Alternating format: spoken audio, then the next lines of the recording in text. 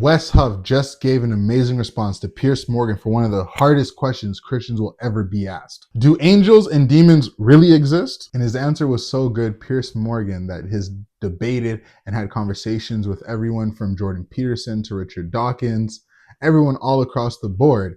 He found himself in full agreement with what Wes Huff had to say. But there is one question his answer doesn't fully resolve. And if you stay tuned to the end of the video, we're going to get into what is that one thing. By the end of this video, you're not only going to understand why it's possible, but why it's more probable that angels and demons and spiritual creatures, it actually makes more sense that they exist than that they don't exist. Now, here's the context. Piers Morgan and Wes Huff were in deep conversation talking about the evidence for the resurrection, a very big thing in Christian circles and for the whole world. If it's true, that it changes everything for everyone, right? But then out of nowhere, Piers Morgan just seems to ask him, hey, what about angels and demons? You believe they exist?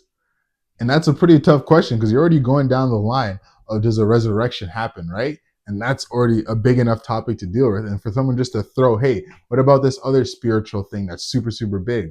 You have an answer for that? And God bless Wes Huff, he had an answer right at the top of his head. And that reminds me of the verse where it says, always be ready to give a response to the hope that you have inside. And it's a question that skeptics and atheists love to ask because as soon as you start trying to explain it, you just sound like you're a schizophrenic and there's these things that you can't see and da-da-da and da-da-da.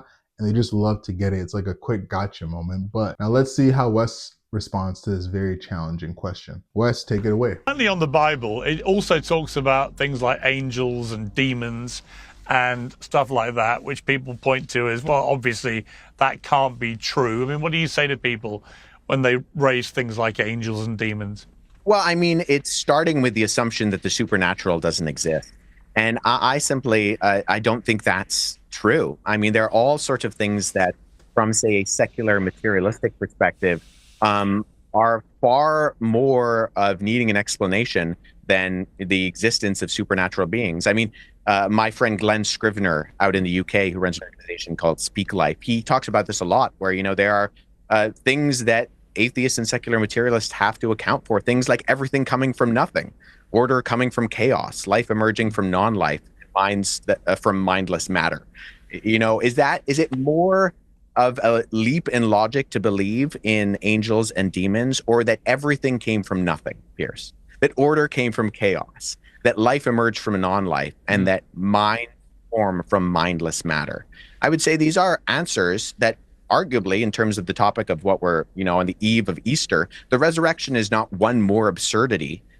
Neither are angels or demons, but the resurrection, I think, actually is the explanation that makes sense of the supernatural world that we see talked about in, you know, all sorts of religious perspectives. And I think that people will assume that the supernatural can't exist, and yet at the exact same time, they will, as a conscious human being in a world where we're still not really entirely sure what consciousness is, try to explain logically some of these things when, you know, the rules of logic exist objectively, and yet they are outside of time and matter and space. And so there are obviously things that things like science and secular materialism can't account for. And I have no qualms saying that supernatural beings exist in light of this very strange supernatural world that we live in. Wes absolutely nailed this response. Just round of applause. He turned the argument around on the atheist that's like behind the screen and saying, hey, there's all these things that you can't account for, like consciousness, like where the universe came from, right? What was there before the Big Bang, right? How does life come from non-life? There's all these questions that make no sense on a material atheistic worldview, right? On that stage, it doesn't make any sense because everything is just mind and motion, right? Everything is just material. There is no mind, right? There's no mind. There's just a brain, right? And there's a wonderful episode of Joe Rogan where he's talking to the woman and they're talking about telepathy, right? And if you believe it or not, they were just talking about it and how it doesn't make sense on the atheistic, materialistic, scientific, the modern worldview that we have at the moment in culture. That's why they're trying to incorporate all these things into science now, because they're like, shoot, we're trying to put it inside of a box, but it can't fit in that box. It's spilling. Is angels and demons really a crazier idea than everything that is in this universe came from nothing? And when you ask the scientists and the atheists that, spew this nonsense and say, how did something come from nothing? And they tell you, well, the nothing was very special nothingness that contained somethingness. So it's like, it's not really nothing. It's like, well, we call it nothing, but what we really mean is this something. So like, is it something or nothing? Why are you playing this game? We do want to confuse you a little bit because we can't explain it. How does nothing, right? How does something come from nothing? It doesn't make sense, because then what they start to describe nothingness as is a quantum vacuum, a quantum this, a quantum fart. It's like, you can't say something is nothing and then start to tell me what it is. Nothing has to stop right there. It is nothing. What are you thinking about? Nothing. That means nothing, right? Not a thing. Zero. Not even zero. Zero is a thing. You're thinking about nothing, but their nothing is always something. Man, I sound so crazy. But this is how the atheists sound today, right? Something came from nothing. Move on. Do angels and demons exist? No, buddy. You got to answer these questions first, and then you can ask me about angels and demons. Because you can't see what was there before the Big Bang, can you? But you still believe it. We can't see gravity, but we can measure it. Well, and the Christians say there are ways to measure if there's spiritual realities, right? Through exorcisms, through saints. But there's one objection that you may be thinking about that's in your mind, that's itching you, and you may want to ask it. And it's a fair one. Even if we grant that God exists and it answers all of these huge origin questions, it doesn't automatically follow that angels and demons exist. Couldn't God have just created humans and just the earth and not have created angels and demons and not have created other spiritual creatures? I'm going to answer that question shortly, but I'm going to show you something you can't believe until you hear it with your own ears. Capturing Christianity recently interviewed an exorcist. Let's continue with Pierce and Wes, because it's about to get a lot more interesting. You know what? I completely agree. And it comes back to what I started this interview with, which was when I debate with atheists and so on who mock me for having any kind of faith in God or whatever. I say, well, look, you cannot explain to me what was there before your Big Bang. You cannot explain what was there when it was nothing. You can't even explain what nothing is. So because the human brain cannot understand that, as I said at the start, then to me, there must be super beings, entities out there. And all right, I've chosen, because I was raised as a Catholic, I've chosen to take a certain path of my belief and faith system and so on. But actually, the idea that there can't be anything supernatural when a human brain cannot explain basic things like what was there before your Big Bang or whatever, that to me is the evidence I need. Of course there must be stuff that is more powerful than humans, because otherwise we would be able to explain all that stuff, and we can't. I think that's exactly right, Pearson. And Joe and I talked about that on my episode on the JRE, in that some people believe in the virgin birth, and others believe in the virgin birth of the universe. And so a Big Bang requires a Big Banger. And so I think it's not entirely a leap to find an explanation for that, right? Something like survival of the fittest doesn't explain the arrival of the fittest. There are still explanations for origin questions that I think, we can ascribe it to, like Lawrence Krauss wants to do, nothing.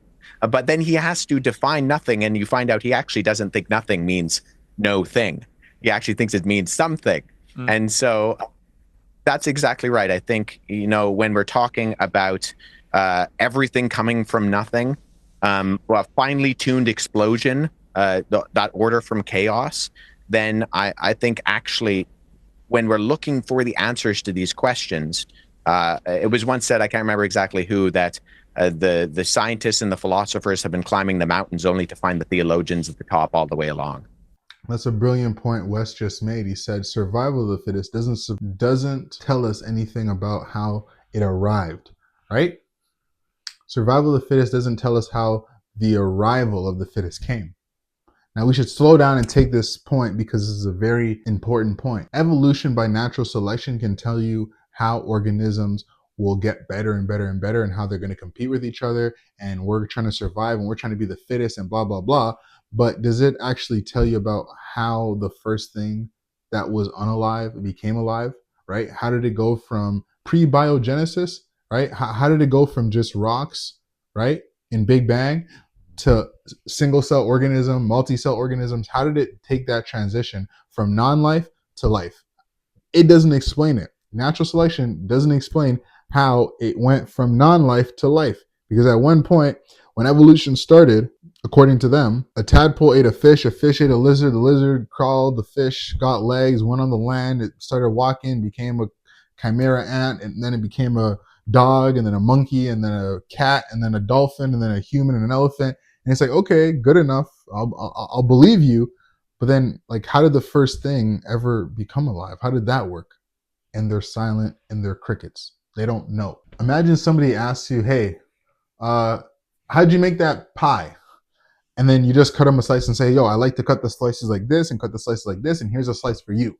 And you're like, thank you, but that doesn't answer the question of where did the pie come from, right? Are you going to tell me about, the sugar and the flour and the water and this? Pretend I don't know it? No, you're just telling me facts about it that I didn't ask for, right? I'm asking, how did this cake, how did this pie, how did it get here in the first place? These are enormous questions, especially in the philosophical world. Scientists are very bad philosophers, or at least majority of them, and they say it themselves. They make shitty philosophers because they don't know philosophy. They don't study it. They just study this hard sciences, right? Chemistry, biology, whatever, and that's where they stick to. And then they make philosophical claims, but they don't know anything about philosophy, right? So they look at their little beakers and their little science and they say, this is about the world. But that's a philosopher's job, because a philosopher is the one that's going to ask those questions is, why is there something rather than nothing? Can science answer that question? No. Why is the universe so finely tuned? Can science answer that question? No. Can science answer the question on why philosophy and why the laws of logic work so well? No. These things have limitations, but atheists have made their case look so strong, and they've inflated it to the point that people don't even know what they don't know, right? And you should at least know what you don't know. Know what you know, don't know what you don't know. Which worldview is more probable looking at all the evidence? Does your worldview just run into brick wall after brick wall after finding out about these contradictions with, oh shoot, why are we using our brain when our brain just came from monkey's brain? Would you trust anything that came from monkey's brain? That's Darwin's doubt, right? This doesn't make sense, but we have to keep pushing it and pushing it because we're trying to suppress the truth in unrighteousness, because we do not want to believe in God, that we should turn from our sin and that he should heal us. And I hate it so much because Neil deGrasse Tyson is one of the biggest ones that do it. And he's like, those are stupid questions. Questions that a kid would ask, right? Why are we here? Why are we here, right? Why are we here? How did we get here? Where are we going, right? Imagine you just woke up on a train, right? And you didn't know anything. You didn't have any memory. You'd be like, how am I on this train? How do we get here? Where's the train going? Neil deGrasse Tyson would be there, and he'd be like an evolved monkey, and he'd be like, well, sir, that's a stupid question. All we really need to know is the speed that we're going and the angle of the momentum. Don't worry about all those questions about how we got here. Those are stupid questions because science can't answer them. So we call them stupid because we don't want to feel stupid for not being able to answer these questions. The most simple, basic questions a 5-year-old would ask you about, Daddy, how did I get here? Where did I come from? Where do babies come from, right? Babies ask these questions as soon as they're born, right? They come out, they're like, where did I come from? Google gaga. Where did I come from? Just tell your baby they're stupid and they don't know what they're talking about, and don't ask where you came from, because that's a stupid question. According to Neil and all the new atheists, they don't want you asking these questions about where you came from. Where did the universe come from? What was there before nothingness? Don't worry about that. Just have faith in us. And you're asking yourself, hey, when is he going to answer that question about why do angels and demons even have to exist? Can't God just create it without it? We're going to answer that question very shortly. First, let's watch this final clip of Piers Morgan and Wes Huff. Yeah, and the other thing about atheists is they must die so unhappy, because that's it. Whereas you and I, it's just the beginning. Well, I would want to instill hope in those atheists and say, you may think this is all there is, but it's not. And, there is so much more than just this. And to really push into some of those more metaphysical, existential questions. How does everything come from nothing? How does order come from chaos? How does life emerge from non-life? How do minds come from mindless matter? And I would really encourage them to say and look into something like the Bible, which I think ultimately gives answers. Well, I can't wait to meet Richard Dawkins and Ricky Gervais on the other side, just to see their faces and say, "Yeah, see, I told you." Well, between you and me, I hope that they come to a place where on the other side, they're going to be in the same place where I am. And that the told you so is grasping it and unity rather than them maybe going some different direction. So I continue to pray for Ricky Gervais and Richard Dawkins and have hope that if Jesus can change Paul from being a persecutor of the church, Richard Dawkins is far outside of the realm of possibility of salvation. This is really good. I really love this type of messaging because at the end of the day, even though we're against these people, ideology, atheism, skepticism, agnosticism, we're against this in the sense of we give reasons and responses to these people to take down what they say. We still love these people. And Wes Huff demonstrates it so perfectly here, where he is saying how much he loves Richard Dawkins and all these atheists and how he prays for them, that they're in the same place as him and that there is no, I hope you don't go there. I'm praying for the opposite. I'm praying for the best for you, even though that, you're like, you're just fairy tales, you're just sky dreaming, sky daddy, all this nonsense. Wes Huff is being a very good Christian, where he says, hey, if God changed Paul, a persecutor of the church, killing Christians in the first century, right? And he changed him to the greatest evangelist, arguably, of history, right? Then what could he do for Richard Dawkins and any of these atheists? This is light work compared to Paul and God. There's not a challenge big enough, right? So we pray for Richard Dawkins. We pray for Muhammad Hijab. We pray for all of these people in cults, all these people and all these different ideologies, that they all do come to Christ and they all do have that life and that their life should be more abundant. We pray this for them. But obviously, while we're making these YouTube videos and we're disagreeing with them, we get animated, we get hyped up, but it's all love at the end of the day. It's like smack talk on a basketball court, but after the game, you're all going to hug and love each other, even though I don't think they want to hug and love me, but I still love them. And Wes Huff and Capturing Christianity and David Wood and Sam Shun, they all say the same thing, where we want to see everyone come to Christ and we want to have that be for the whole world. Because we know at the end of the day, that is what is best for the whole world. Because we can make a whole nother video about this, about how Christianity changed the whole world, where all our morality comes from in the West. It's all Christianity. It's all from the Bible, guys. So yeah, this is the best thing for the world and best thing for individuals. C.S. Lewis said that hell is locked from the inside out, meaning God isn't sending anybody to hell. It's people choosing, I don't want to be with you, God, so I'm going to go be by myself.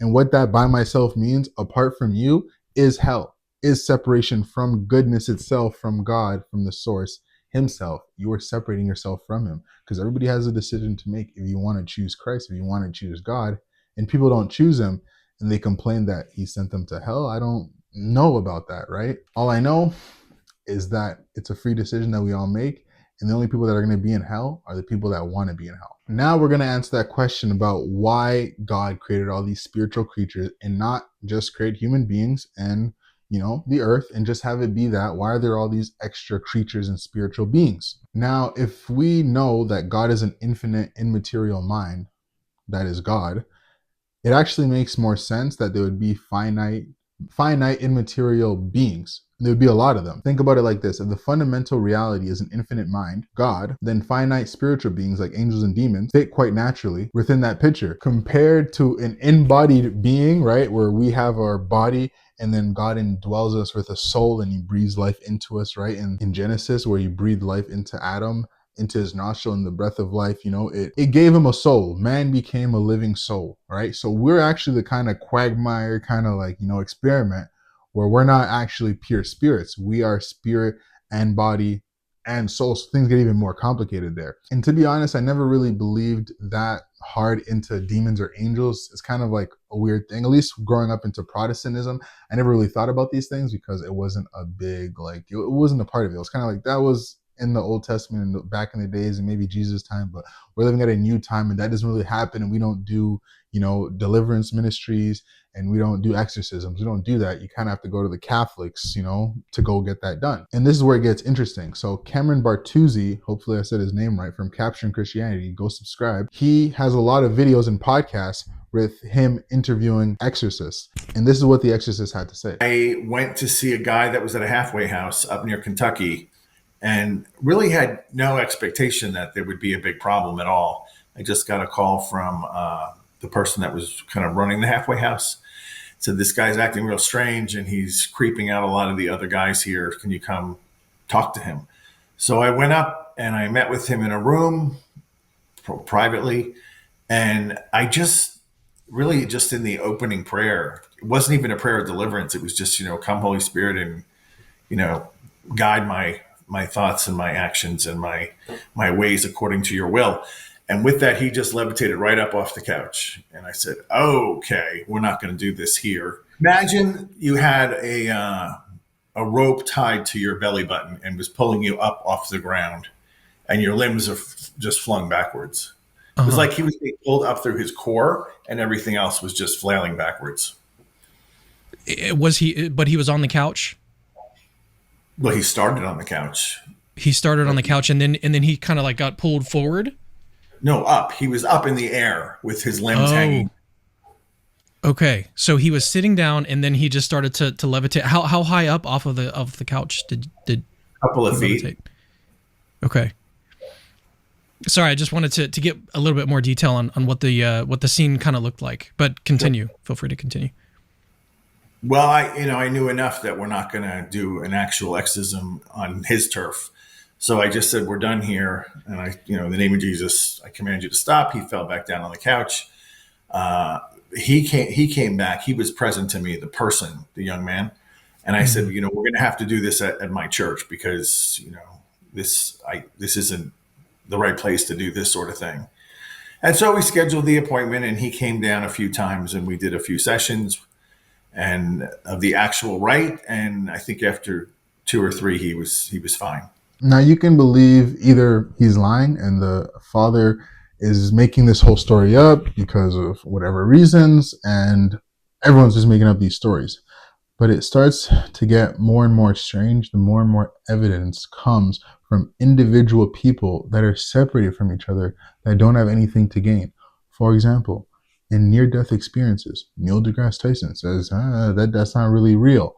Well, why does he say it's not real? Because it obviously goes into, is it just materialistic or is there another side? And actually give it back to the, nurses and doctors and say, hey, the serial number on that light, right? The back part that I can't see, it says like 1, 2, 3, 4, 7. And then you're like 1, 2, 3, 4, 7. And then they look and it's the same thing. And it's like, how did this happen?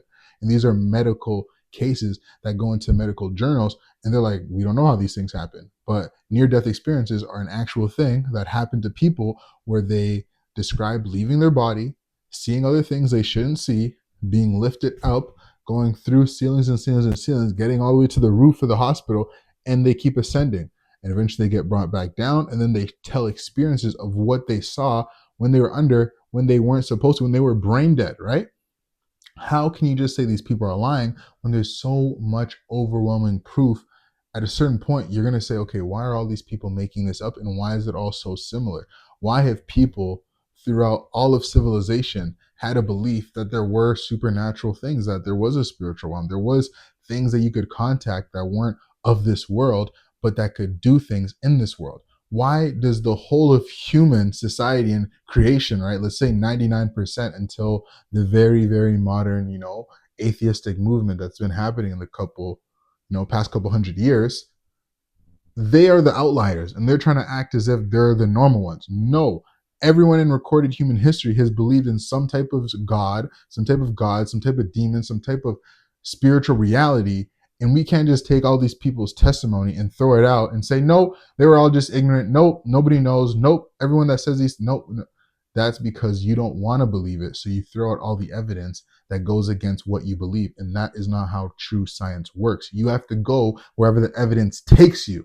Come on, he hallucinated seeing the guy levitate. Yeah, just like, the disciples that saw Christ raised and ascend into heaven, and they died for that proclamation, they all just had a mass hallucination. They were like super sad with grief and Jesus is gone. So they all had this shared hallucination, because hallucinations are not private events, they're shared. No, they're not. And they just made it up and they went to go die and get persecuted because of it. And this is just how atheists argue. Now, Mr. Gallagher was being interviewed by Capturing Christianity, and this is another clip of, he's not an exorcist himself, but he would go on missions with exorcists, and he was the psychologist that would go with them, because before you do an exorcist, they have to make sure you're not just schizophrenic. There are some rules and regulations around it, actually very, very strict rules, because majority of people that go around saying they need an exorcist, saying they're demon possessed, are not demon possessed. It is a rarity. It is a small number of things, but it is growing at the same time. Long and the short of it, when I first met her, I think that was part of your question, Cameron. My wife and I were in our bedroom in our suburban house, and it was 3 a.m., interestingly enough. The two cats. How long ago was this? Sorry to cut in. This is a little more now than 25 years or so. We've always had pets, and we had two cats, and they used to sleep at the end of our bed. They were quite well-behaved cats. Cats can be a little ornery, but they were on the gentle and well-behaved side. And all of a sudden, we were awakened by these two cats fiercely fighting each other. Never seen ever before or since. To the point that they were scratching and clawing each other, going at each other like prize fighters. And we had to separate them. And we really didn't know what was going on. I mean, was this catnip or had they eaten something bad? We chalked it up to some kind of natural cause. As it turned out, the next morning, actually to my annoyance, the priest brought this woman, whom I call Julia, to my house. I later told him in no uncertain terms, do not bring Satanists to my neighborhood, okay? So they ring the doorbell, I trudge down the stairs, and Father Jacques, somewhat sheepishly, says to me, well, Dr. Gallagher, I'd like to introduce you to this woman I've been telling you about, Julia. And Julia looks at me with a smirk and says, out of the blue, oh, hi, Dr. Gallagher, nice to meet you. By the way, how did you like those cats last night? Now, you can imagine I was taken aback. I was taken aback so much by her comment that I didn't really express to her the annoyance I had if she had anything to do with this. I'm thinking, how is this possible that she knew that? I'd never met her before. So what the exorcist does is the exorcist brings over a psychiatrist. Is it just a coincidence? Neil deGrasse Tyson? Again, you can dismiss one or two of these accounts, but when things are so much and it's so overwhelming and there's a tsunami of all these reports and evidences, and you just choose to, say no to all of them, then are you really a skeptic, or are you a supreme ultra skeptic that can't even believe anything because the bar of where your skepticism reaches won't ever be reached by anything? So is it really just phony skepticism, and you're really just pretending and hiding behind the word skepticism cosmically? And now the reason we make these videos is because we're taking a look at culture and religion, because if it is true that Jesus rose from the dead, that the supernatural does exist, that there are angels and are demons and are all of these things that the Christians have been saying for thousands of years, and this is true, then that means God is true. That means God is real. And that means you are so much more valuable than anything on earth, right? Because you are made in the image of God. And this has big implications for you, because there is something after death. And the way you live your life now is going to reflect on that. It's to the things that I know now. I'm 5 years out of school, super in debt. Got a house, not really a house, a basement for $2,000. Got a wife and got a baby. Can barely afford the groceries that's in my pantry.